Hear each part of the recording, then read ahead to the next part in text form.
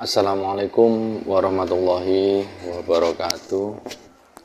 Di sini saya akan mereview alat terapi kesehatan untuk saraf terjepit, untuk sakit stroke, dan untuk saraf-saraf lainnya. Jadi cara kerja alat ini adalah yang pertama, sebelumnya volume kita minimkan dulu. Ini untuk volume speed dan ini untuk input tegangan. Jadi untuk tegangan terapi kurang lebih biasanya memakai 5 volt, namun bisa diatur dari 3,7 volt sampai kurang lebih 6 volt, tapi 5 volt saja sudah sangat kuat. Jadi tergantung area yang mau diterapi. Kalau di area yang sensitif kurang lebih 4 volt, misalkan 4,5, tapi untuk pinggang misalkan 5 volt, 5,1, 5,2, 5,5 dan seterusnya. Ya, pertama untuk on off kita hidupkan dulu. Jadi untuk tegangan minimal ini, untuk mengaturnya ini tegangan minimal 3,8. Kemudian kita putar sesuai keinginan. Ini misalkan 4,5 misalkan. Dan saklar ini mode, jadi mode untuk akupunktur dan mode biasa. Kemudian setelah tegangan diatur 4,4 misalkan, kemudian untuk mengaktifkan volume ini kita putar. Nah, ini artinya sudah bekerja, tinggal mengatur kemampuan seberapa kebutuhan kita. Kemudian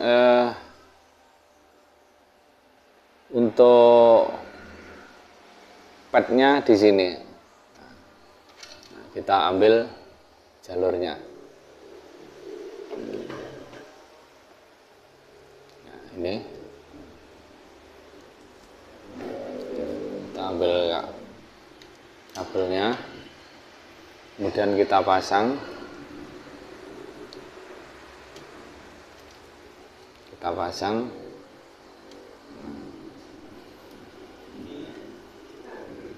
padnya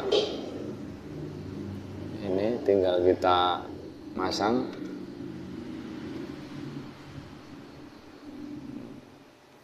Lalu ini pad ditempelkan ke area yang sakit.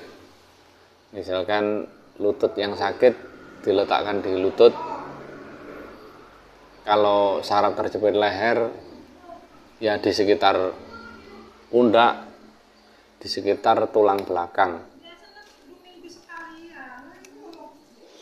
Jadi setelah ini ditempelkan, nah, untuk volume speednya ini tinggal memutar. Kalau berhenti tinggal ke arah kiri. Jadi kalau untuk yang apa istilahnya daerah rawan, tegangannya kita kecilkan. Kalau mungkin sarafnya kebal, nah itu kita atur tegangan sampai kira-kira terasa. Cuman rata-rata biasanya 5 volt. Mungkin kalau sarafnya lemah bisa sampai 6 volt. Kalau sudah, kita matikan. Kemudian untuk casnya di sini. Jadi kalau misalkan baterainya habis, kalau dipakai seharian terus-menerus, ini nggak habis alat terapi ini. Kemungkinan ya 2 hari lah. Nah, kalau habis tinggal ngecas.